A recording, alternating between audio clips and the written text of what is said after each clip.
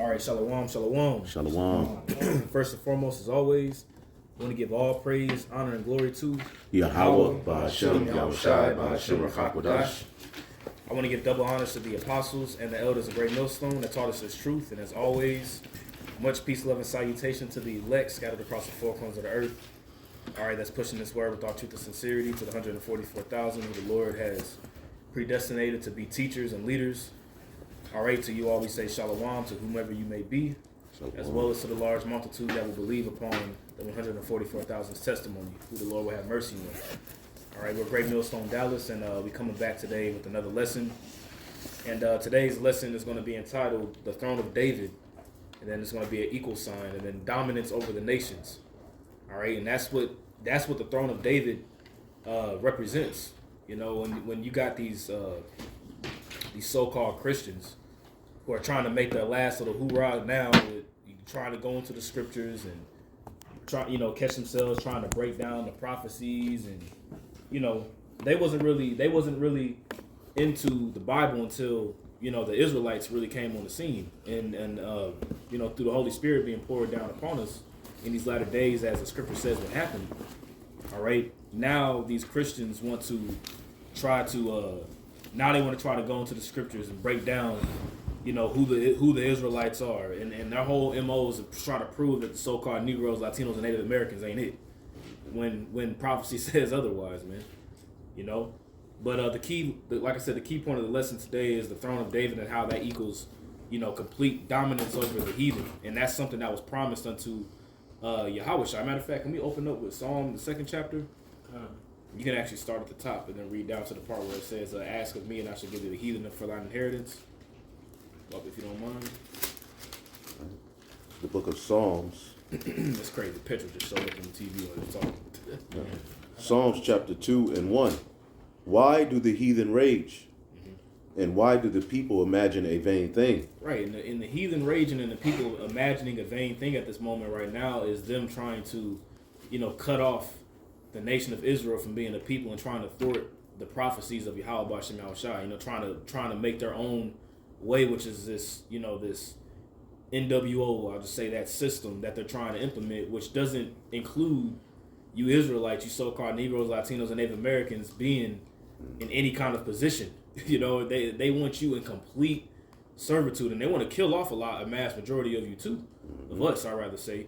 So they're raging right now, trying to move fast, trying to cut our videos off and trying to move tackily fast to the point to whereas now their position is their lives are being pretty much shown out to be they're being laid open. Right, they're trying to overthrow prophecy. Because we know prophetically in the book of Daniel, the 7th chapter, it gives you the outline of the different heathen nations that will rule, and the final one that will rule before the kingdom is what? The fourth beast, all right, and then the little horn that issues forth from it, which is Babylon the Great, the NATO, and the EU. That's right. So they're trying, and what's after that is Yahweh's kingdom, the kingdom of heaven, which is fulfilled in the throne of David. So they're trying to cut that off. They're trying to cut off that blessing. They're trying to offset the prophecy, redo the story, reprogram humanity so they can establish their own righteousness. They want to reprogram your DNA. They literally want to just completely reprogram you to the point whereas you will be a perpetual slave forever. And under this new so-called technological blessing that they're trying to implement on the planet Earth, where everything is tracked and traced to the point whereas they will literally be your God. They'll know everything about you, literally, like how much you breathe in, how much oxygen you use a day, and how many times you breathe in. Like they literally want to get it down to that small level. But the Lord says that they're gonna fall from doing that, right? You got it. Right, and refrain from when you talk about the D and the A, the N. Oh, okay. Just say get inside of you, because that word is heavily tracked too. Damn, bro, it's crazy, man. God, it's lucky, yeah. No, it's good. It's good. If you don't mind continuing the song. Okay, it says, the kings of the earth set themselves, and the rulers take counsel together against the Lord and against his anointed. Right, which we just went into that and just broke that down. Go ahead. Saying, let us break their bands asunder and cast their cords from us. They want to completely try to cut us off from being a people. You know, they're gonna try to, you know, they want to try to fight Yahweh Shai when he returns, and they have the Lord's putting it in their mind to think that they're gonna somehow win. You know, that they're gonna just come up from the ashes of underneath this this system that they're collapsing right now. That they're gonna rise from the ashes and, you know, establish this new way. Right? You got it. And their way of cutting off our cords in time past was getting that temple. That's it. How much more in this time to get in the temple? Right. In the way that we know that they're trying to do it. Yep. That's it. It says, he that sitteth in the heavens shall laugh. Right. The Lord shall have them in derision. Right. The Lord is going to have them in derision. And you see that happening right now with, you know, Esau knowing that he had but a short time. That word derision, you know, pretty much means to pretty much mock. You know, the Lord's going to laugh when they think that they are going to fulfill their enterprise and really, you know, completing their order. I just say that, you know, completing what they're about to do, what they're going to try to do. And what's the Lord? He's the Lord going to throw a monkey wrench in their whole program, man. Mm-hmm. To the point to whereas their whole MO of what they want to do, they're going to pretty much fall on their own sword. You know, they're going to, the hole that they dug, they're going to fall in their own trap. You got it. Yep. The Lord shall have them in derision. Then shall he speak unto them in his wrath and vex them in his sore displeasure. Right. And that's going to be when Yahweh Shai returns with the holy hosts and the angels, as well as the Lord putting it in the minds of these different nations to completely just fight against one another and destroy one another, man. Mm-hmm. Chiefly by way of those ICBM thermonuclear missiles. And Babylon the Great being completely destroyed and these different nations being taken down. You know, as it tells you in Revelation 19, how Yahweh Shai going to have many crowns on his head. You know, he's going to completely subdue everybody. Everybody's going to be subdued. It's not going to be no heathen nation that's going to rise from the ashes whenever Yahweh Shai, when his throne is established on the planet Earth, man. Yep. They're going to be in subject to our government. Yep. And this is the narrative that everybody wants to try to hide and run away from. And it's no longer working. The truth is here. Yep. Now we got the understanding and we're able to go into the scriptures and show you there is a kingdom coming. And how it's going to be established is through the destruction of the current system that's in place. That's right. Babylon the Great, NATO, the EU, and the rest of the heathen who are joined unto Esau, they're getting ready to be taken down. Yep. You know? Yep. And that's just a land back that has to happen. Like Revelation 18 has to happen. For like all these Christians talk about, the kingdom of heaven and in order for the kingdom of heaven to be established on earth as it is in heaven, a particular kingdom has to fall. Right. You know what I'm saying? According to prophecy, a particular kingdom that's going to be ruling the world and wickedness has to fall first, in order for the next step to be established. But they don't want to go in. They don't want to go into who this particular people are that are running this particular kingdom and what's going to come after that. They don't want to go into. They don't like to go into the details of that because it shows a hierarchy. Right. You know. The God of this world has blinded them. Yep. Pseudoscience, which basically undermines biblical nationalities, takes Israel out of the picture. Everybody's equal, and you know everybody's just one. Like that guy that came to camp yesterday, man, talking about we all breathe the same air and we all got the same sun. It's like, bro, but there's always a leader, and then there's subjects. That's how a kingdom is ran. You're gonna have the top people, then you're gonna have servants. Yep. Yet have I set my king upon my holy Zion, hill of Zion. That's right. I will declare the decree. The Lord hath said unto me, Thou art my son, this day have I begotten you. Right, and that's talking about Yahweh Shai. All right, this is King David speaking in the spirit about Yahweh Shai. Okay, and the decree is set. And then you can read that last part. All right. It says, Ask of me, and I shall give thee the heathen for thine inheritance. Right, so the Lord promised unto Yahweh Shai that he would have the heathen as an inheritance, man. And an inheritance is something that's passed down. And as a son, an ancient custom as a son, and a son has an opportunity to share that with adopted brothers, you know? So what's the Lord going to do? The Lord is going to share that with us. Right. It represents land too. Land, ownerships of land, with an inheritance. Mm-hmm. We're going to get all the land that the heathen dwelling in. That's what that means too. Whoever the heathen so-called got a flag set up, especially Esau, Edom, we're gonna regain control over our land. That's right. You know, so like The earth was made for our sakes. Yep. I believe that was in on that. Did you have anybody have like a precept? Yeah, I did. Did you have Psalms 122 somewhere? Yeah. Psalm Can I get this real quick? This is you can grab that out. Amos 9 and 11. It says, "In that day will I raise up the tabernacle of David that is fallen, and close up the breaches thereof." And that's happening right now. Okay, the tabernacle of David, the house of David, which is the body of the elect, is being risen up in these last days, and the breaches are being closed up. And those breaches are talking about the differences that was between really the northern and the southern kingdom.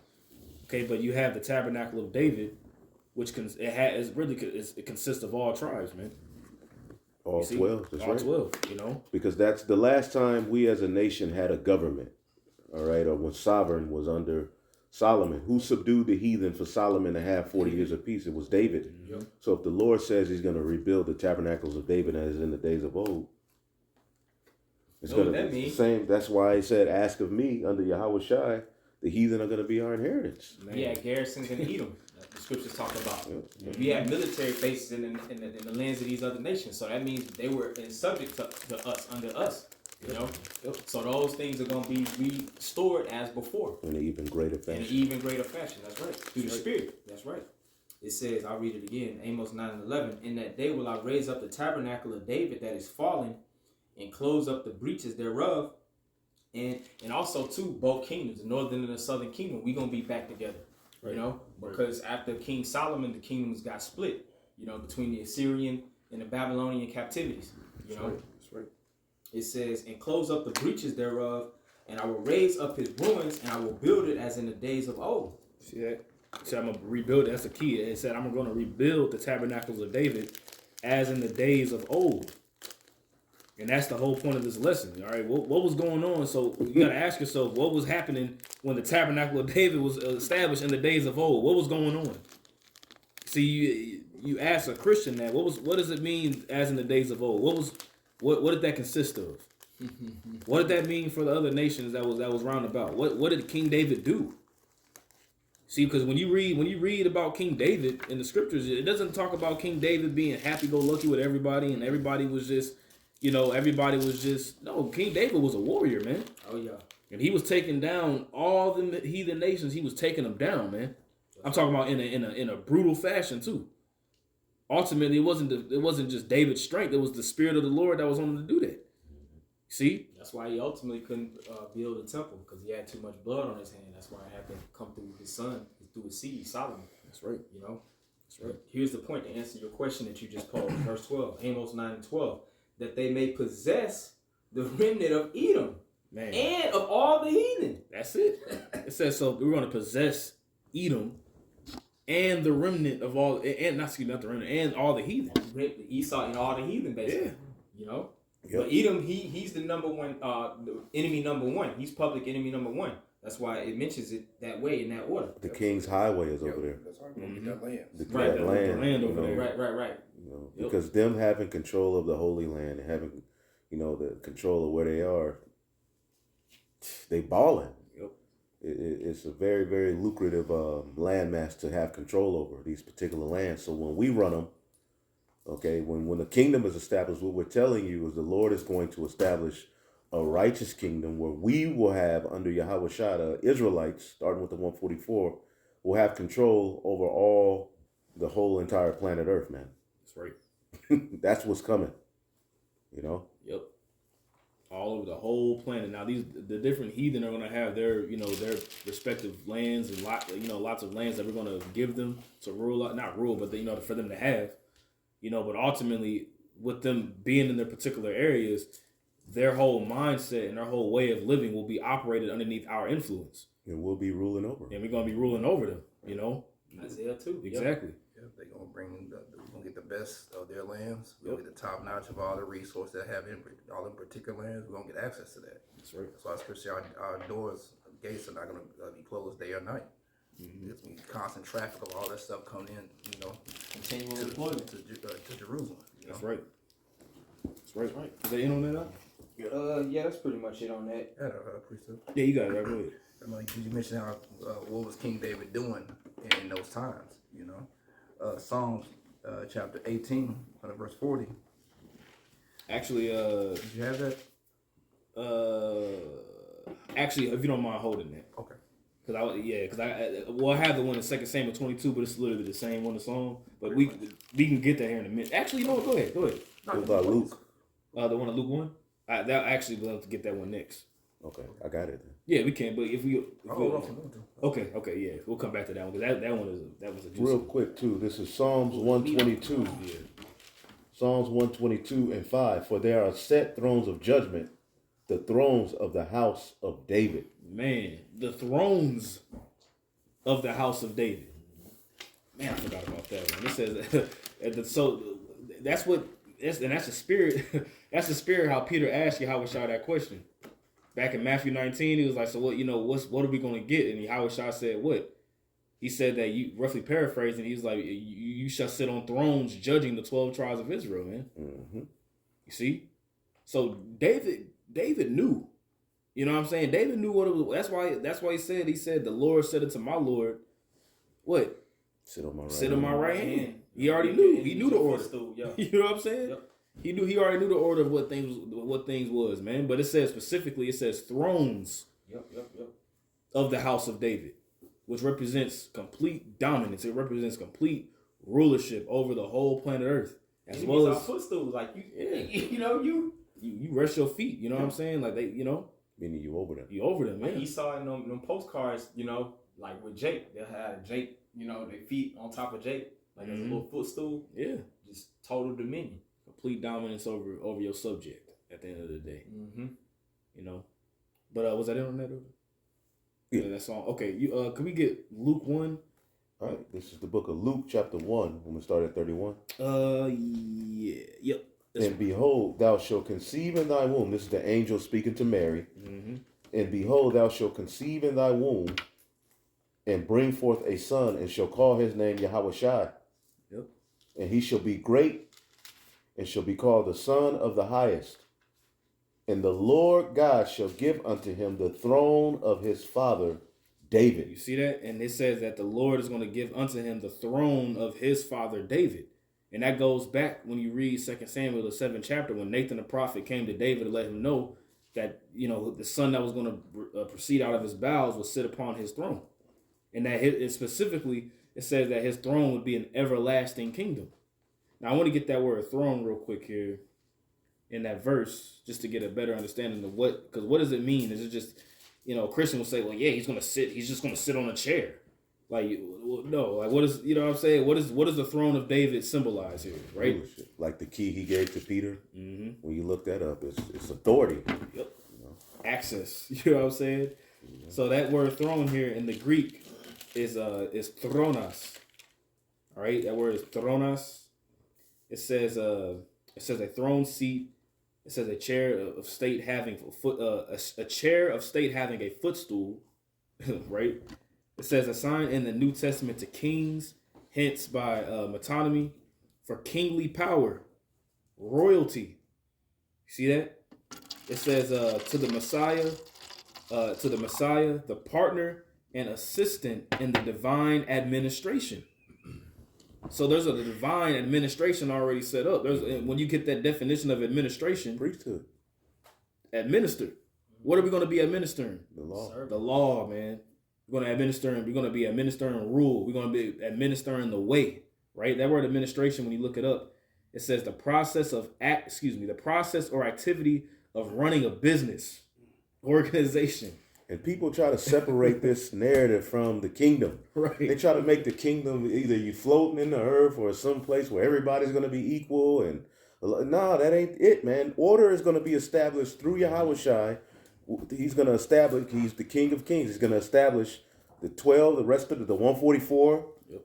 That's the tabernacle of David. That's going to be established as a government on the earth to administer righteousness, which is the laws. That's right.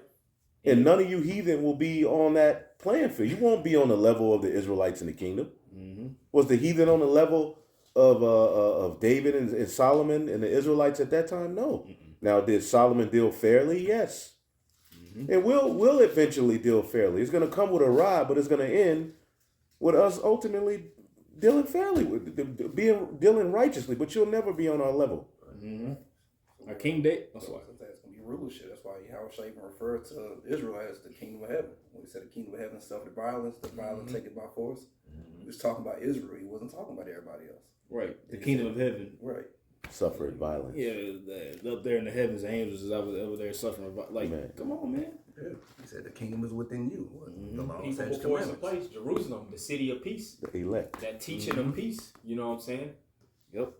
Let me get this little part of this definition. It says the management and disposal of the property of an estate, or excuse me, intestate, deceased person, debtor, or other individual, or of an involvement company by a legally appointed administrator. So we're legally appointed by prophecy that we are going to be rulers over the heathen, and we're going to administer righteousness, man. And that's going to be the way. It's not going to be no question as to, it ain't going to be no opinions about what the hell you want to do or questioning as to why things are going the way that we got set up. No, it's not. It's not going to be the way. Right. Even if the thought of you trying to buck up against us is what's going to happen, you're going to be. That's why scriptures talk about being dashed like a potter's vessel, man. There ain't going to be no buck. If there's going to be any bucking up, you're going to get your ass busted. Right. Completely. Can I get this for you, and you can look up this word power real quick? Mm-hmm. And then we can do that. Revelation chapter 2. Oh yeah, that's the spirit. Yeah. You already got it? No, go ahead. Okay. Yeah, go ahead. Revelation chapter 2 and 26. And he that overcometh the elect and keepeth my works unto the end, to him will I give power over the nations. Yep. And he shall rule them with a rod of iron, as the vessels of a potter shall they be broken into shivers. So he's going to give power. He's going to give them power over the nation. When you look at that word power, whoever can get it. Man, bro, this word is so vast and it's so beautiful. Yep. This word power in the Greek is exousia, right? And I'm just going to read. Exercise. Man. Exousia, yeah, right? It says power.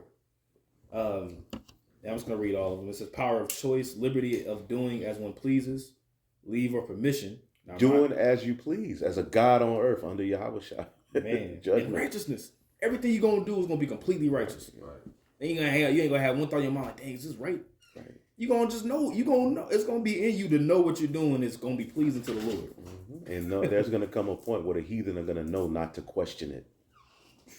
Because they ain't going to have the laws in them. But there's going to be a point. Because in the beginning, that's why the rod of iron is there. Mm-hmm. So they can learn righteousness. But there's going to come a point where your word, as we'll get at later in the lesson, like David said, as soon as they saw me, they was obedient unto me. Yep.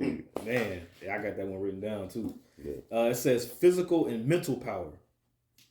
The ability or strength which one is endued.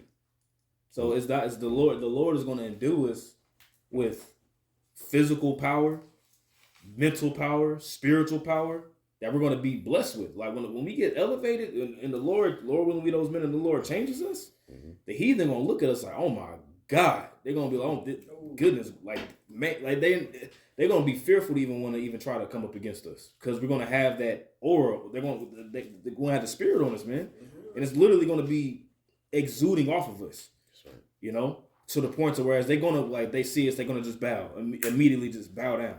Mm-hmm. You know, and that's true government to control the mind, but in righteousness, govern to control. Yeah. Mente goes back to the Latin to go, you know, to control of the mind, the mind, mente, mind, you know. Some more of these definitions. It says to exert power. It says to be possessed of power and influence. There you go. Yep.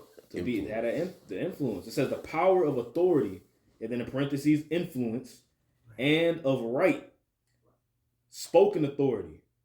There you go, right there. Delegated authority. There you go. Just like your words hold power throughout the earth. Our tongue gonna walk up. Right.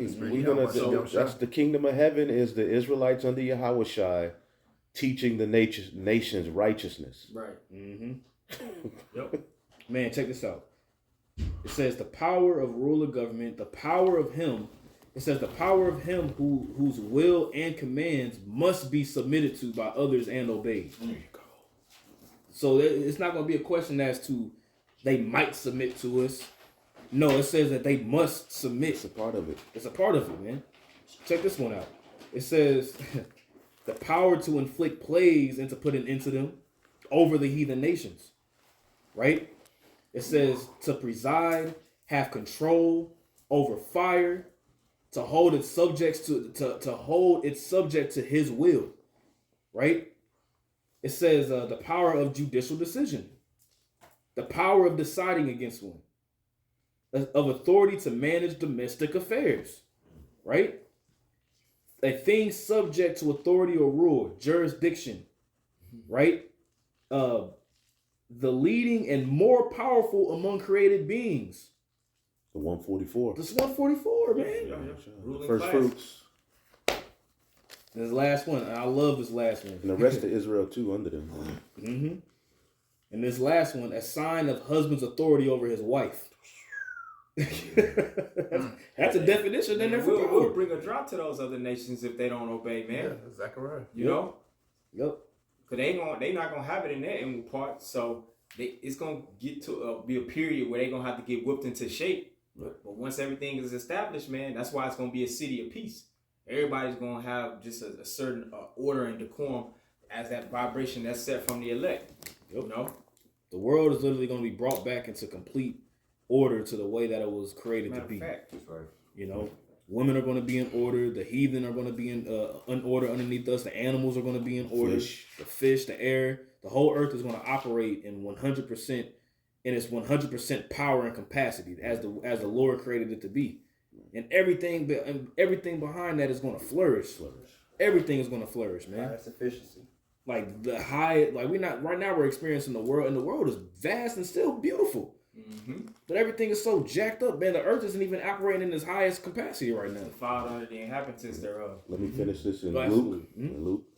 I'm going to read it again. Luke chapter 1 and 32. And he shall be great, talking about the Messiah, and shall be called the Son of the Highest. And the Lord shall give unto him the throne of his father David, and he shall reign over the house of Jacob, which is David, forever, and of his kingdom there shall be no end. Man, and that's what it is. Yep. Of his kingdom, there's not going to be no end. There ain't going to be no heathen. Ain't going to have no Edomites popping up with camps in the kingdom talking about, we'll be like to joke around, we are the Hebrew Edomites. Right. No. Ain't going to be no elections and no terms. Yeah. None of that. And it's not going to be no end. So what does that ultimately mean? If there's not going to be no end to this kingdom, or this throne, or this rulership, that means that there's not going to be an end to righteousness. That's right. Righteousness will be perpetually pushed on the planet Earth forever. When Yahweh Shah returns, righteousness will be pushed forever, and it's never going to stop. Yep. Daniel 2 and 44. Yep. You got that written? Yeah, that's the next one though. Yeah, so Okay. it's perfect. In the days of these kings shall the God of heaven set up a kingdom which shall never be destroyed, and the kingdom shall not be left to other people. Right. But it shall break in pieces and consume these kingdoms, and it shall stand forever. Man, forever. It's going to break in pieces. That's what, like we mentioned earlier, Yahweh Shah with the many crowns on his head. That's that. Taking down all these different nations and kingdoms that think they're going to rule and have a piece of the next pie that they think that they're going to establish. Russia ain't going to be the next powerhouse to rule. No. China, the crusty ass Moab, they ain't finna be the next ones to rule in power. Okay, what they're going to do is go into war with one another, shoot off missiles, completely destroy Babylon, and the rest of these different other places will be getting hit too. Right. You know, at the same time, simultaneously, you know, but after that, during that time, Yahweh Shah is going to return. And it's going to be game over for any heathen rule. That's going to be it. And that's what we're fighting for, man, you know. But these Christians, they like that, you know, they want to talk about what we preaching is wrong, and we're actually coming out the scriptures telling you what the scriptures say. Right. We're telling you what the throne of David means and what the throne of David was established with. It was established with judgment over the nations, man. Right. And it's not because we're black, right, and you're white, and all of these different pseudo terms you've come up with. It's because the Lord promised Abraham, Isaac, and Jacob a particular promise. There's a promise made to this nation. And it's ultimately for righteousness to flourish. When it's all said and done, even the heathen will benefit from what we're talking about. Okay, the technology of the current earth is ruining people. The water is defiled. The food's defiled. The Lord promises in the Holy Scriptures that under Yahushua, He's going to set up a righteous kingdom, and that's what we're here to proclaim. And this is why you see war being prepared. All of these things are happening because the end of this world, Esau's world, according to 2 Ezra 6, is coming, and Jacob is the beginning of it that follow. We're showing you how Jacob is going to be the beginning of it that follow. You know, That's it. Precept. I know Martha been holding on for a minute. This kind of land back. Yeah, go ahead. And then we'll go around. You got it. This is Isaiah 9, starting at verse 6. That's a good one, yeah. For unto us a child is born, unto us a son is given, and the government shall be upon his shoulders. And quickly, I want to say, you can't establish two governments on the same ground. It's just like a peg that goes into a wooden peg. You got to remove one to establish another one. So Esau cannot continue unless, he has to be in before Kingdom of Heaven comes. 2 Ezra 6 chapter. Jacob's gonna hold down the hill of Esau. He got to be pulled down in order for us to establish our kingdom. That's right. Yep, and that word government in Hebrew is masharah. It's like rule or dominion, government. It ain't gonna be no co-government and none of that. Because Esau, you can't let him kind of have any whiff of power. Because look what Haman did. Even if you try to give him a seat now, you gotta have complete dominion, man. and what's the root word of what that brother just read, and where can it be found?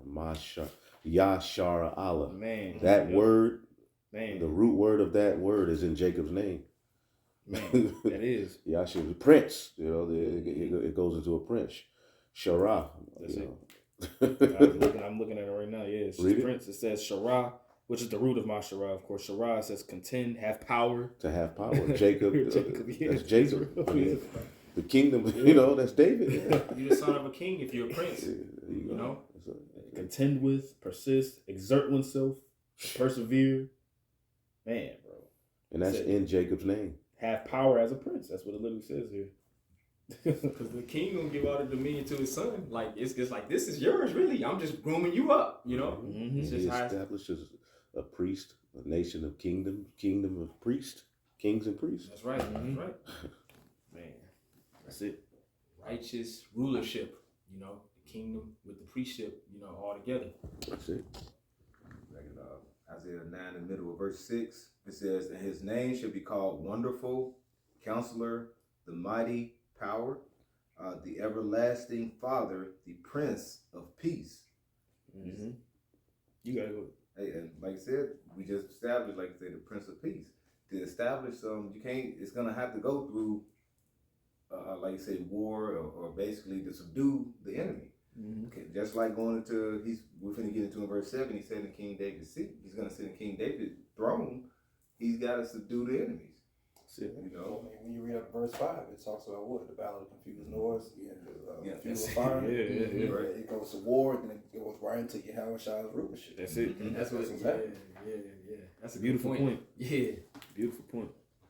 Verse 7, it says, of the increase of his government and peace, there shall be no end upon the throne of David and upon his kingdom, to order it and to establish it with judgment and with justice from henceforth forever and ever.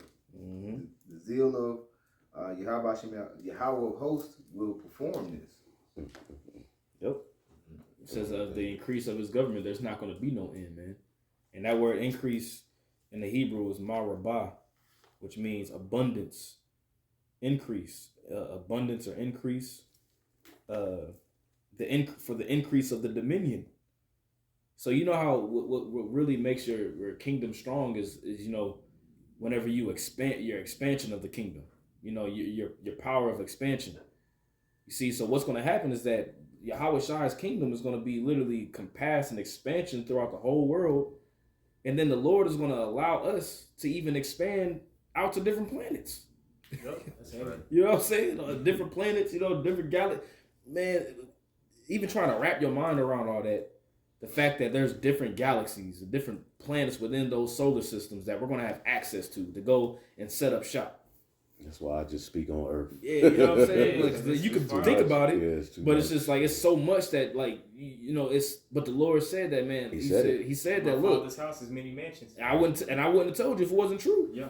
You know, so the Lord has it to whereas like that's why he said the light affliction that we suffering now, it doesn't even compare to the glory that's to come. Right. You know what I'm saying? Like we can't even, man, bro, having the top notch of the earth, having the top notch of the incense, gold, you know, animals, literally just traffic, literally controlling traffic, you know, controlling the food that's being eaten. So controlling the air supply quality chain like it is now with Esau being the devil.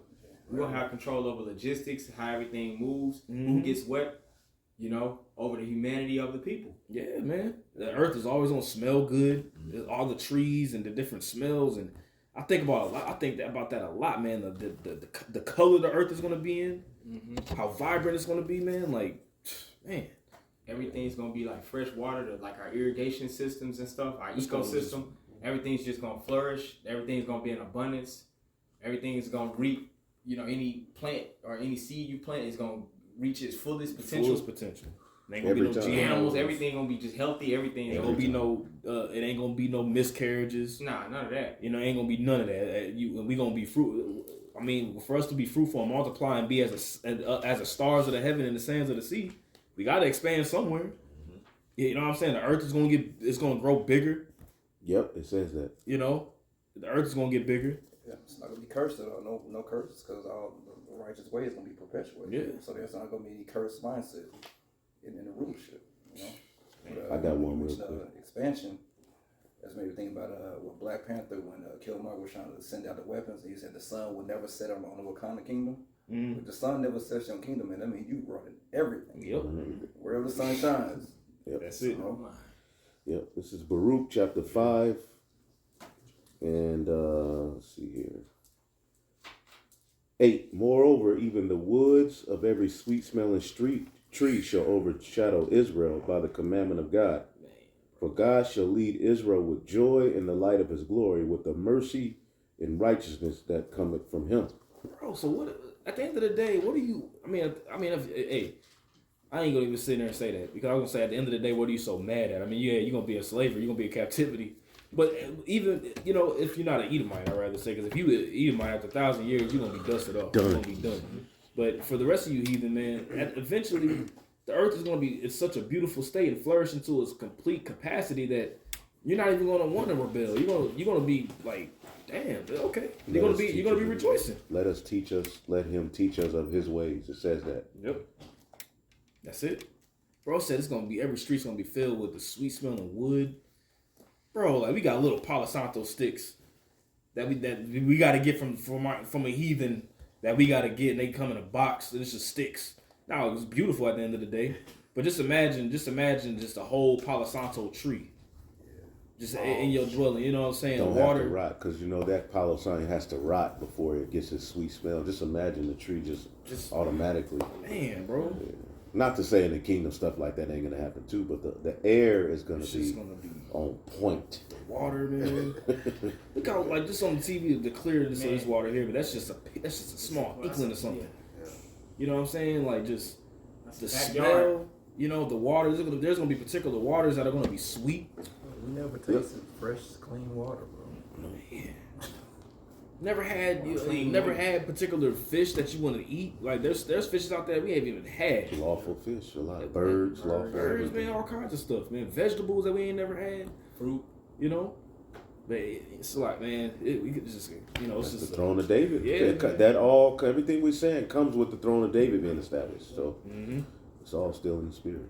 Cause we gotta have autonomy at the end of the day to really fully tap into our potential that the Most High gave us as far as our inheritance. We gotta have them heathens under us, because right now you can't even plant certain things. Esau swoop in. We can't really use our you know the intelligence and the creativity that the Most High gave us to really search out the land, to discover things. You know. Yeah, well that's a blessing. Being able to operate with complete autonomy. Nobody telling you what to do. Exactly. On your land. Any restrictions. Sovereignty. Sovereignty. That's wonderful, you know. Yep. That's a blessing, man. It's power. You know, where your opinion and your influence is based upon the will of Yahweh Hashem Yahushai at all. It doesn't. I'm not even gonna say 24/7. Right. That doesn't even exist. Yeah. You know what I'm saying? 24/7 don't even exist. Playing right here. You man, you running everything. And it's all gonna be righteous. Every thought that you have, everything you speak, everything gonna be righteous. You got your precept. That's right. It's Jeremiah chapter 23, verse 5. It says, Behold, the days come, saith Yahweh, that I will raise unto David a righteous branch, and a king shall reign and prosper, and shall execute judgment and justice in the earth. You can break it down. And that righteous branch, that's Yahweh Shai. There you go. You know, and he gonna reign in righteousness, as the brother was saying earlier. You know, we gonna have those righteous ways about ourselves. We gonna be able to go off. You know, the heathen are gonna learn righteousness from us. You know, and we gonna execute judgment and justice on the earth. That's right. They just mad because we gonna do it. Right. That's really Because that's really a good deal. You get your ass beat for a minute, the Edomites go away. They mad because one, Esau ain't gonna have a part, and that we the ones that's gonna be ruling under y'all. You know. Under the true underdog, so we're gonna go from rags to riches, and that's just the way it was written. Yeah. But you mad because you know we waking up now. We dismiss the gang culture, we dismiss the tattoos, and you know what I'm saying, the wicked culture that's been pushed and shoved down our throats by our enemy, to perpetuate that way. And now here it is, we're getting rid of that, and it's a problem. It's a problem now that we're actually changing for the better. You know, brothers is into getting their bodies right, eating right. You know, mentally we're better. You know what I'm saying? We're on a higher level than majority of these people out here. Standard. We actually have a standard and a code that we live by, but that's a problem. That's just hell no. These particular people cannot have a standard. No. The only standard that they can have is the one that we give them, and the ones that and what we show on TV. That's the standard that they have. African, black. Yeah. Gang, you know what I'm saying? Chitlin juice. You know what I'm saying? That's the culture. Like, no. Yeah. Just being a real nigga. Man, she growing up, man, I was a real nigga back in the day. It's like nobody, no, that's not something to be cool about. You know? You got it out. Roy, what do you think? Yeah, it's just one more verse. I was gonna say, you know, you at the bottom and you're base when a dude bathing Hamite looking down on you. You know? Yeah. And they sticking their heads on you too. Yeah, the Hamites look down on us, man. And back home they eating rat and living in huts. Sticking their hands and sticking their heads in the back of cows' butts and stuff. Straight up. Something stung by a mosquito and taking malaria. And to link that to what we're talking about, that was one of the nations that David rejoiced over having under his foot. That's right. Yep. The Moabites, the Edomites, the Hamites. Yep. Now they rule over you, look down on you, you know? So that's a curse. It makes sense why these heathen are fighting so hard. They remember what David, they remember, they had a record. Yep. It's just one more verse. Yeah, absolutely. Jeremiah 23:6, it says, In his days Judah shall be saved, and Israel, it's talking about both the southern and northern kingdom, shall dwell safely, and this is his name, whereby he shall be called the Lord our righteousness. You know, and basically the southern and northern kingdom gonna dwell safely, because in the kingdom of heaven, we don't have to worry about these other nations, man. We're gonna have them in other subjection, you know.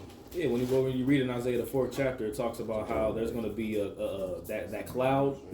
It says that there shall be a cloud over all of your dwellings. Yep. We're going to dwell safely because what? The heathen are going to see the glory of the Lord resting upon us, man. We're going to have, you know what I'm saying? We're going to have the chariots, you know what I'm saying? Like, the heathen aren't even going to want to even think to try to come up against us, man. You know? Okay, somebody want to grab, then the one that you call for, that's going to be the next one after this one. Somebody want to grab 2 Samuel 8 real quick?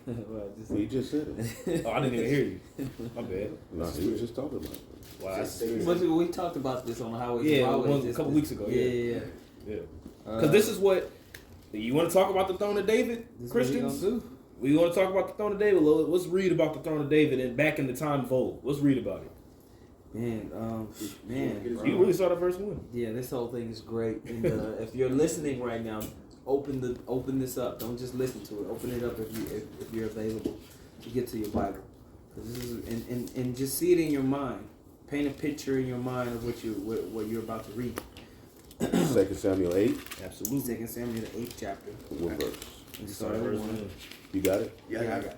All right, 2 Samuel chapter 8 verse 1, and it reads, it says, And after this it came to pass that David smote the Philistines and subdued them. And David took Mathagama out of the hand of the Philistines. Mm-hmm. Right. And that's in that city Mathagama. When you look into it, it says the bridle of the mother city is what that word what that name means. A bridal city. It kind of reminds me of the time of Nimrod. You know what I'm saying? Bridal, but hey, you know, this little funny, not funny, but you know, little nugget. You know what I'm saying? You got it. Verse 2. And he smote Moab and measured them with a line, casting them down to the ground, even with 2 lines measuring he to put to death, and with 1 full line to keep alive. Now you got to ask yourself this question: Was this wrong? Was this mean? Was this wicked? Did the Lord allow this to happen? Why? So he measured what's going on here is that when he smote Moab, he pretty much carved off a particular number of individuals who he was going to have for servants, and he killed a particular number of individuals. Mm-hmm. This is the throne of David now, but keep that in mind. This is the rulership of David. Mm-hmm. And so the Moabites became David's servants and brought gifts, pay tribute. Yep.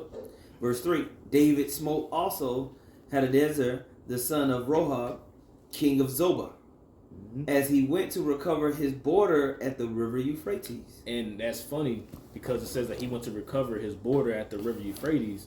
What was the border that was given unto Abraham? That promise was that his land, the land would extend all the way to the Euphrates River.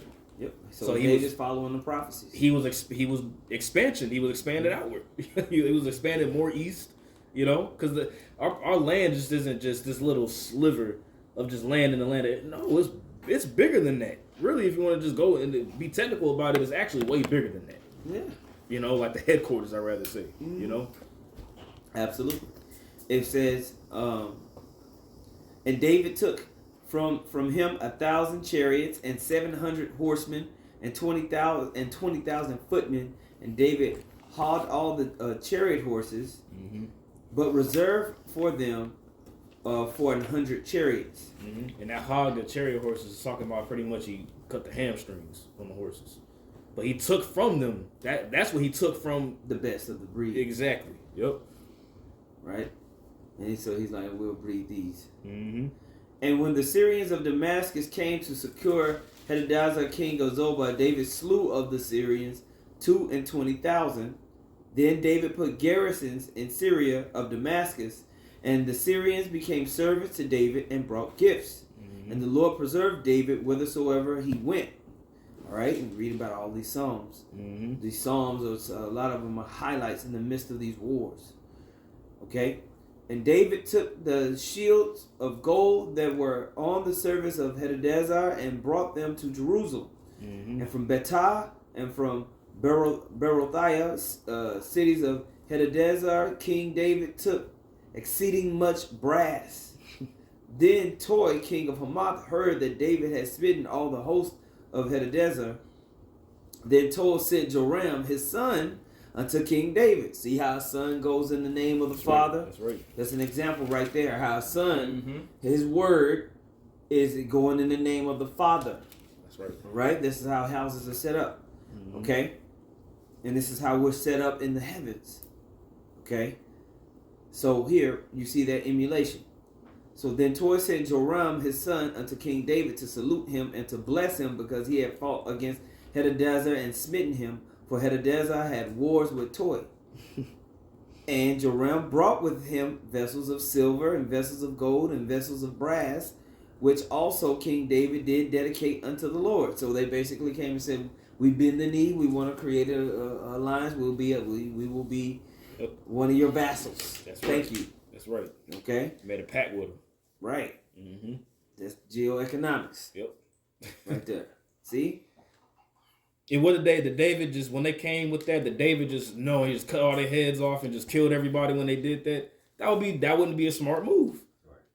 Right. So just the reason why I made that point is because the kingdom of heaven, when we're going to have the heathen in subjection, we're going to rule righteously. You see? Yep. But everybody will bow to the exactly. authority. Right. Right? It says, and Jerome brought with him vessels of silver and vessels of gold and vessels of brass, which also King David did dedicate unto the Lord with the silver and gold that he had dedicated of all nations which he subdued. Man, so he began to ball, and all that he got, the first portion that he got, he gave it to the Lord, man. You know, because ultimately it was the Lord that gave him the power to do that. You know, you got it. Of Syria and of Moab and of the children of Ammon and of the Philistines and of Amalek and of the spoil of Hadadezer, son of Rohab, king of Zobah. And David got him a name when he returned from smiting of the Syrians in the valley of Salt, being 18,000 men. Which is really the Edomites. Right. And so it says, because that's where he fought the Edomites. So in verse 14 it says, and he put garrisons in Edom. Throughout all Edom, he garrisons, and all they of Edom became David's servants. Okay, Prisoners of war. Yeah, that's right. So this is one scripture here in 2 Samuel 8:13, where that translation, you know, they're translated Syrian Aram, but it's supposed to be Edom. Mm-hmm. So that Ra is supposed to be a da, and you can find a corresponding scripture. Yeah, and that's an excellent point. Chronicles to link it. Deuteronomy. Yep. Right. I'll read this for you real quick, just to back up your point real quick. This is 2 Kings chapter 14, verse 7. He slew of Edom in the valley of Salt 10,000. There you go. And took Selah by war and called the name of it Joktheel unto this day. Yeah, because that's where the valley of Salt is in the land of Edom. Mm-hmm. Okay, and so then he put garrisons in Edom. Throughout all Edom, he put garrisons, and all they of Edom became David's servants.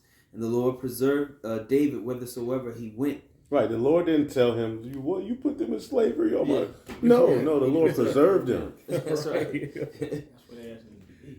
That's right. And see, what you people are trying to run away from is that order is getting ready to be established on the planet Earth again in a whole greater under Yahushua. With new bodies. Because Solomon fording King David's throne for 40 years is symbolic of what Yahushua is going to do forever without falling, with new bodies, you know? Mm-hmm. This is what the Bible's talking about. Yep. It says, and David reigned over all Israel, and David executed judgment and justice unto all his people. Right? King and a priest. Yep. And that's what Yahushua is going to do. That's right. You know? And David being under the first in command underneath Yahushua, man. But that's what's coming on the planet Earth. And now you Christians, you Christians that like to start crying and, you know, snotting out the nose. Does not the scripture say that Yahushua would sit upon the throne of his father David? Right.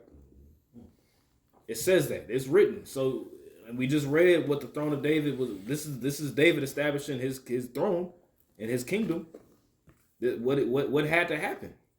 Nations had to be taken down. Mm-hmm. That's what had to happen for his kingdom to be established. Nations had to, and that's in any kind of dominion, man. That's the history we know. Right. The history you know is filled with one kingdom ruling over the rest. Right now, that's happening. It's happening right now. But then when we talk about it, it's racism. Well, it is in a sense, but it's not this wickedness that you've created. Racism ultimately just means what? One race being superior over the other, but you having an interest to your people above the rest. That's it. Mm-hmm. And that's all throughout the Holy Scriptures. Mm-hmm. You Edomites in your form of racism and rulership was based upon color. It's stupid. Right. It's childish. It's not look at you. Mm-hmm. You got all of these riches. You got all of you got the kingdom, so to speak. You got your kingdom, and look at it. Why is that? Because you don't know how to deal. There's a law to a slave. Like there's a law to how to rule the earth, but you don't exude those things. So therefore, your rulership is getting ready to fall. And the Lord said, "What in Sirach 10? He's going to set up over it a king, a profitable one, and that's what we're here to proclaim unto you." Yep. Can we get that real quick? Mm-hmm. Yep. Go ahead. Yeah, just a real quick verse, just to back you up actually. Wisdom of Solomon 6:24. It says, "But the multitude of the wise is the welfare of the world, and a wise king is the upholding of the people." Receive therefore instruction through my words, and it shall do you good. You know, meaning the king upholds the laws of the Heavenly Father. And that just translates into how the operation of the kingdom is going. That's why we're going to have a righteous kingdom, because the laws are going to be kept. You know? And it's basically going to be the well-being and the humanity of the whole world in the way that we're going to be operating. Everybody's going to benefit. At some point, that's right. The heathen are going to buy in, you know? Mm-hmm. Literally, everything is going to benefit. Like, everything, man. Rocks are going to benefit. Worms. You know what I'm saying? Worms, grubs. You know what I'm saying? Anything you can think of, bacteria will have its purpose in righteousness, man. Mm-hmm. You know what I'm saying? There's literally going to be particular Mosquitoes. insect to eat the dust. Like it's going to be so clean. Everything's going to be in its order, so that leads to cleanliness. Cleanliness leads to happiness, the spirit flourishing, health. You know. Mm-hmm. The trees to clean the air, like, you know, all these trees getting cut down. That's a lot of pollution is because really, I mean, of course, Esau pumping a lot of shit out there too, but really, Esau deforestation, man. The trees is made to clean the air, man. And it promotes peace. It promotes does, unity. Why do you think in the hood there's no trees? It's systematically set up that way. Yep, just concrete. You gotta watch this big ass electric pole, you know, out there, got the big electrical thing. It's like a little landmark out there. It's like, man, you see that, it's just. But Al-Azhar was around all those trees and still chose to be a thug. Man. I'm fucking around. Go ahead. This is 2 Chronicles Tacoma. chapter 7 and verse 12. And the Lord appeared to Solomon by night and said unto him, I have heard thy prayer and have chosen this place to myself for an house of sacrifice. If I shut up heaven that there be no rain, or if I command the locusts to devour the land, or if I send pestilence among my people, if my people which are called by my name shall humble themselves and pray and seek my face and turn from their wicked ways, then will I hear from heaven and will forgive their sin and will heal their land. Now mine eyes shall be open and mine ears attent unto the prayer that is made in this place. For now have I chosen and sanctified this house, that my name may be there forever, and mine eyes and mine heart shall be there perpetually. And as for thee, if thou wilt walk before me as David thy father walked, and do according to all that I have commanded thee, and shalt observe my statutes and my judgments, then will I establish the throne of thy kingdom, according as I've covenanted with David thy father, saying, there shall not fail thee a man to be ruler in Israel. Right, and that was completed through Yahushua in the spirit. That's it. Because Solomon wasn't obedient That's all the way. But through Yahushua, it was done. Through the One spirit, way we God- have prayer. There you go. Yeah. We have the access to that prayer, to that forgiveness, Right. that mercy that was promised to the throne, because for His holy name's sake. Right. Okay. The mercies of David, baby. So with that throne, there's gonna be a systematic way we get there. War is a part of it. Conquering is a part of it. That's what came along with the throne of David. That's what rulership is. That means somebody's under you. I got one. Sirach 47, talking about David, and 6. So the people honored him with 10,000s and praised him in the blessings of the Lord, and that he gave him a crown of glory. For he destroyed the enemies on every side, and brought to naught the Philistines, his adversaries, and brake their horn in sunder unto this day. In all his works he praised the Holy One, Most High, with his words of glory. With his whole heart he sung songs and loved him. Yeah, after he chopped some people's heads off, he sung songs to the Most High saying, thank you for giving me the power to chop this dude's head off so we can expand the kingdom. That's right. Ooh. You know what I mean? Like, oh my. Made a song about it. Right. It says, I just jumped to the point. Verse 11, the Lord took away his sins and exalted his horn forever, and gave him a covenant of kings and a throne of glory in Israel. Yep. And that throne of glory is going to be fulfilled through Yahushua, man. That's it. Forever. Through Solomon. You know? So that's what we're, that's what we're fighting for, man. We're fighting to be joint heirs with that. Yahushua, you got, individuals who are trying to get their own glory on this, talking about what they gonna do. Well, no, it goes back to, Yahushua, he gonna get his portion first. Then he'll distribute out, as a priest does, distributes gifts. Did you?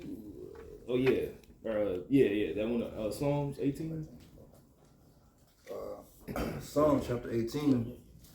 You can actually start at verse. Where are you gonna start on Psalm 18? Wasn't start at 40. You want to start up later? Start at like verse. You can start at verse. Well, actually, 30 is a good point.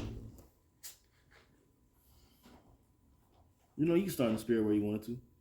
Well, I'll actually start at 30 because it goes into the power that Most High gave him. Okay. Psalms 18 and 30. As for the Most High, his way is perfect. The word of the Lord is tried. He is a buckler to all those that trust in him. For who is the Most High save the Lord? Or who is a rock save our power? It is the Most High that girds me with strength and maketh my way perfect. Mm-hmm. He maketh my feet like hinds' feet and setteth me upon my places. He teacheth my hands to war, so that a bow of steel is broken by mine arms. Thou hast also given me the shield of thy salvation, and thy right hand hath holden me up, and thy gentleness hath made me great. Thou hast enlarged my steps under me, that my feet did not slip. I have pursued mine enemies and overtaken them. Mm-hmm. Neither did I turn again till they were consumed. Right, so King David was on a mission. He said that I have pursued mine enemies and overtaken them. Neither did I turn again till they were consumed. Mm-hmm. Until they were destroyed. He didn't turn to the right hand or turn to the left until he didn't stop until all nations was subdued underneath him. No negotiations. Yeah. Mm-hmm. You got it. I have wounded them that they were not able to rise. They are fallen under my feet. For thou hast girded me with strength unto the battle. Thou hast subdued under me those that rose up against me. Mm-hmm. Thou hast also given me the necks of mine enemies. And having the neck of your enemy goes into pretty much complete dominance over that next person. Like when you put your hand in their neck, that goes in there, like they're completely dominated at that point. Yeah. Completely done. And that goes back to the prophecy in Genesis 49. It says, Judah, thy hand shall be in the neck of thine enemies, That I might destroy them that hate me. They cried, but there was none to save them, even unto Yahweh, but he answered them not. So that goes to show you that. So does the Lord love everybody here? It said they even cried unto the Lord, and he ain't answered them. No. Okay, you're gonna be crying, and hey, at the end of the day, man, you're gonna be beat into submission, man. Right. You got it. And it makes it a point to say, I'm going to rebuild the tabernacles of David as in the days of old. Like, yeah, exactly. It says, as in the days of old. Right. For real, it says it. When increase would never end, though. Like spiritual power. Isaiah 9. Yep. Man. A perpetual increase, that's what I meant to say. Rebuild. Meaning back and then build. So you're going to build back. We're going to literally build back. You know what I'm saying? In a righteous way. They was hauling their ass. This thing what they do with these bodies. Then did I beat them small as the dust before the wind. I did cast them out as the dirt in the streets. Thou hast delivered me from the strivings of the people, and thou hast made me the head of the heathen. There it is. Thou hast made me the head of the heathen. We just read that in 2 Samuel 8. Head of the heathen. I like that. We literally just read that in 2 Samuel 8. That King David was made the head over the nations that was surrounding nations. He was made the chief. Everybody had to bow down and submit to the rule and authority that David set up. To the point where as they was giving gifts, they was sending tribute, taxes, all that. You got it. That's why a lot of Christians don't like King David. Yeah, they try to say he was gay and all that kind of stuff. A people whom I have not known shall serve me. As soon as they hear of me, they shall obey me. Man, it says, as soon as they hear of me, they shall obey me. David coming. Oh, you know, as soon as they hear, they're gonna obey. You know, and that key was given to Peter, and that is fulfilled in the 144, and all Israel follows in under that order. As soon as the heathen see us, there will be after that. It's just that's why a 1,000-year period is needed. That 1,000-year period is going to set that up. Yeah. Where generations on down the line for the heathen, they're going to know. Okay, we shouldn't do this or we shouldn't do that, but they're going to still struggle. But that 1,000 years, And that's no time. See, and that's where we got to level up our minds on the level we're going to be on. the level years. That 1,000 years is not going to be no time. That's just going to be a brief training for something major. Right. Quick, do a quick rerun. Let's run it through real quick. Get everybody in the right place. Do this, do that. You know? It's going to be, man. It's hard to even take your imagination to just that part of it. Yeah. You know? Took 7,000, to complete creation. It's been destroyed. Mm-hmm. It's going to take 1,000, to get it back to paradise. And then from that point, and that's the importance of the Edomite being done away with. Right. Life starts with him being gone. Right. Man. You ruined paradise. Yeah. So you're going to get evicted from the garden. Bye, Mm-hmm. Get off the plane. Get by. As soon as they hear of me, they shall obey me. The strangers shall submit themselves unto me. The strangers shall fade away and be afraid out of their closed places. Man. You got it. The Lord liveth, and blessed be my rock, and let the power of my salvation be exalted. Yahweh. Okay. It is the Most High that avengeth me, and subdueth the people under me. Mm-hmm. He delivereth me from mine enemies. Yea, thou liftest me up above those that rise up against me. So the Lord is gonna. So what's gonna happen is that the Lord is gonna rise up. He's gonna rise up He's gonna rise up those people who have been hated. Yeah. Those people that have been afflicted. Underdog. The underdog. That's what David is talking about here. And these specifically these Edomites, they're mad at the fact that it's us. Yeah, I would be too. Exactly. I'll be pissed off. Well, and you got to look at it as in the face of the nations. You have these 12 tribes, nomadic type of tribes now, creating a real confederacy and super army and expanding it in the face of all these people. So it was major victories, major push, major recognition. This is recorded history. Now you go into these other ancient Canaanite histories and anthems. They speak about the time. They remember King David. And they remember coming back from being those losses from those wars. Now to link to that real quick, you can hold your thought.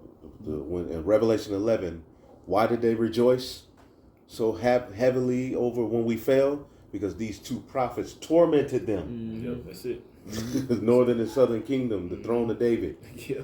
All 12 tribes. That's the fulfillment of the throne of David being together. Tormented them. We took them down. Like, nigga, you can't forward your gods. That's where Solomon went wrong. He allowed them to. Yeah. Yep. But it was founded upon David, and David didn't play that shit. He had concubines, but he wasn't marrying them like Solomon was. He wasn't building them temples like Solomon was. Mm-hmm. No, you go forward, my God. That's it. Yeah, that's what it's all about. That's what it's all about. Yeah, absolutely, man. And so they remember that. That's in recorded history. That time, the Yahweh, running through people. You know what I'm saying? And so, yeah, man. Look it up. Yep.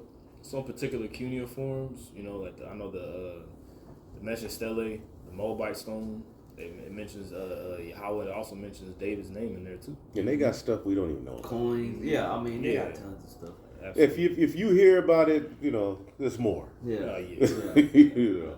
I'm watching this one series on.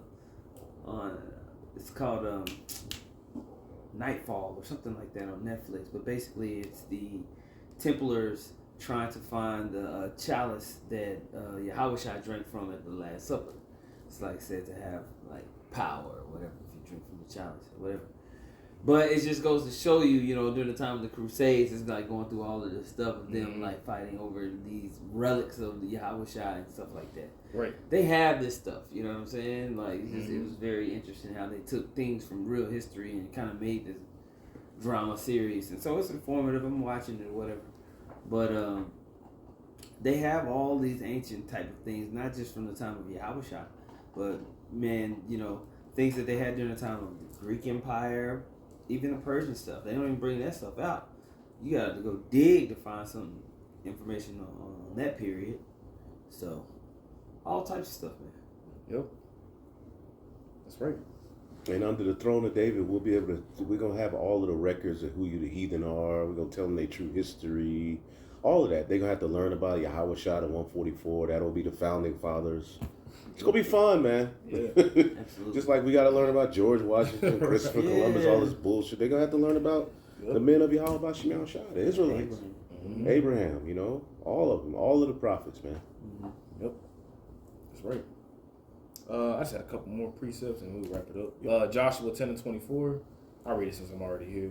It says, and it came to pass when they brought, out those kings unto Joshua, that Joshua called for all the men of Israel and said unto the captains of the men of war which went with him, come near, put your feet, it says, come near, put your feet upon the necks of these kings. And they came near and put their feet upon the necks of them. And having your foot on, having your foot on the neck of your enemies, and specifically the kings of the other nations, shows that now you are the new head honcho. You the new ruler. You see, and he did that in front of the people. You know, and it's heavy that his name is Joshua, which means which goes to the Hebrew word Yahweh Shai, or He is the Savior, and that was kind of the first, representation of Israel coming into the land of Canaan. And how did they do it? By subduing the heathen round about. That's it. Right, and so they ended up going in there and starting to do the first parts of what was promised to Abraham, expanding. But what happened? Same thing that happened when King Solomon was mingling with the heathen, making pacts with them and going into their ways. That's where you see the book of Judges. And Israel rising and falling and rising and falling. And what broke that chain down the line was, David, and everything that went down. Yep. I think the last one I had here is actually Psalm 72.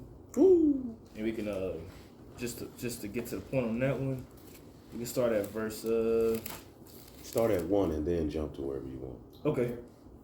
And then you can jump after verse 1. You can jump to verse. You can jump to verse 7 after that. Psalm 72 and 1. It says, "Give the king thy judgments, O power, and thy righteousness unto the king's son." And who wrote this song? Solomon. David. David wrote it for Solomon. Yeah. He wrote it for Solomon. So read it again with that understanding. Psalm 72 and 1. It says, "Give thee the king thy judgments, O Yahweh, and thy righteousness unto the king's son." That righteousness. Unto the king's son. All right, verse 7. David knew.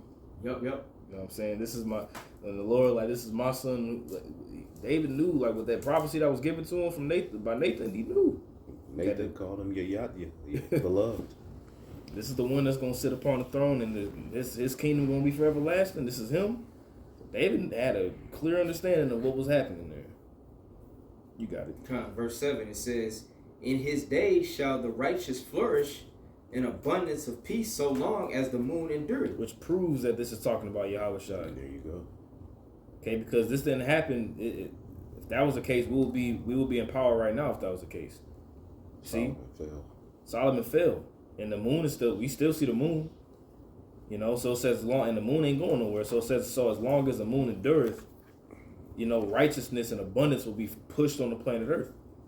Which also proves that those small hats over there in the land right now aren't the true Israelites. All right. You got it. All type of war going on. Yep. Verse 8, Psalm 72 and 8, it says, "He shall have dominion also from sea to sea, and from the river unto the ends of the earth." From sea to sea and from the river unto all the ends of the earth. talking about to the whole planet Earth is going to be ruled in righteousness with dominion. And mind, this is a song for Solomon. You know, you got it. Verse 9, it says, They that dwell in the wilderness shall bow before him, and his enemies shall lick the dust. Man. The kings of Tarshish and of the isles shall bring presents. The kings of Sheba and Seba shall offer gifts. Yes, all kings shall fall down before him. Now, when Solomon ruled, the queen of Sheba, Yeah. but he said here it's going to be the kings, Yeah. like the kings, you know, Sheba. Mm-hmm. It says, verse 11, Yea, all kings shall fall down before him. All nations shall serve him. Man, all nations shall serve him. All kings are going to bow down to him. Okay? And that goes to show you that this is talking about Yahushua. It tells you that what in what is that? Colossians, the first chapter, that all power, I'll just grab it real quick. And this is the last one I had, unless any brother had any other precepts. Colossians 1. Grab it real fast. Read a little bit more there. Kind of, I was like, how far you want to go? That whole chapter really goes Yeah, I hard. know. I want to stop at 11, but we can continue though. Kind of, verse 12. Psalm 72 and 12. For he shall deliver the needy when he crieth. Deliver the needy. That's it.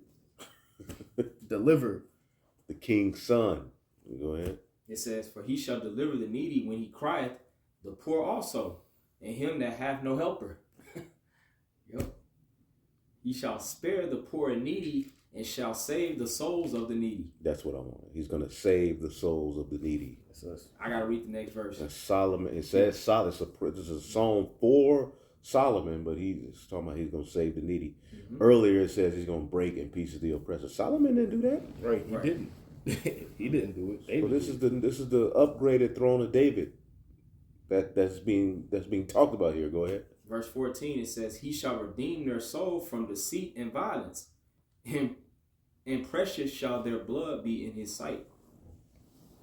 Yep. Basically from the hands of Esau, Edom, man. Yep. Deceit and violence. That's the embodiment of deceit and violence, the rulership of Esau that's going to be torn down through Yahushua. That's it. I got one more here. Philippians chapter 2, verse 9, and I'll read through verse 11. It says, Wherefore the Most High also hath highly exalted him, and given him a name which is above every name, that at the name of Yahushua every knee should bow, of things in heaven, and things in earth, and things under the earth, and that every tongue should confess that Yahushua HaMashiach is Lord, to the glory of Yahweh the Father. So at the end of the day, everybody and all knee is going to bow to Yahushua's submission at the end of the day. But with everything bowing to his authority, all right, he has the 144,000 established as a government that's going to be placed on the planet Earth. All right, the 1/3. That's the tabernacle. That's the tabernacle. And then the rest of the Israelites coming through, the 2/3 that die, they're gonna be brought back in righteousness. Then perpetual righteousness will be flourishing on the planet Earth forever through this government. But with that happening, there has to be somebody has to fall for this to happen, and it's just Esau being pointed out to be the one that has to fall, and he's like, hell no. If I fall, then everybody gonna fall. If I fall, then the whole world gonna blow up. Everybody got to die if I'm not gonna be the next one to rule. Then that's not how it's written. The Lord, he said, gonna be exalted. The Lord will really be exalted over the pen when he come back with them chariots and the Holy Ghost. Mm-hmm. He will really be exalted physically. That's right. Yep.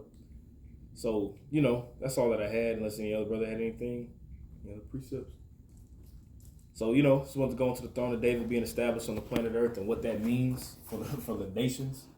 Lord willing, this lesson was edifying. We want to give all praise, honor, and glory to Yahweh, Ba'ashem, Yahushai, Ba'ashem, Rakakadash. Want to give double honors to the apostles and the elders of Great Millstone and taught us his truth. And much peace, love, and salutation to the elect. Shalom. Shalom.